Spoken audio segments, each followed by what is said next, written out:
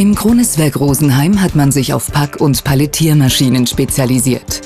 Die Konstrukteure arbeiten hier auch an den Maschinen für Auerbräu. Gerade wird der Einsäulen-Palettierroboter Krones Modulpal konstruiert.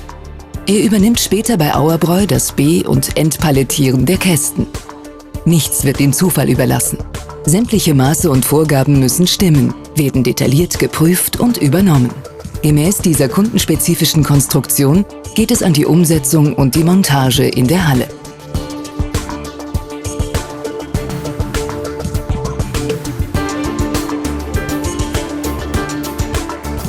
Mein Name ist Hubert Mehringer, ich bin Leiter der Hauptmontage im Werk Rosenheim.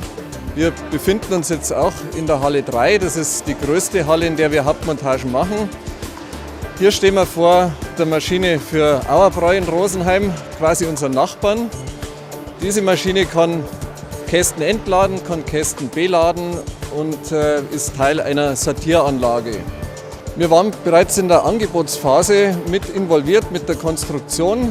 Die Kunden vom Auerbräu waren bei uns im Haus und haben sich beraten lassen und dabei wurde eine optimale Lösung für diese neue Sortieranlage gefunden. Wir bauen Maschinen für komplette Linien.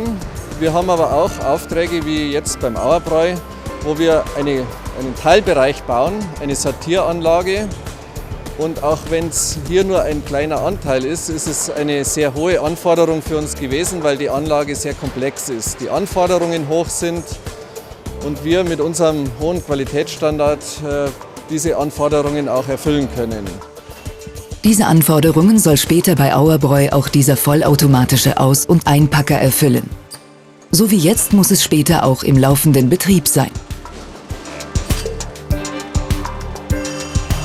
Die Kästen auf der Gebindebahn stoppen in einer festgelegten Position.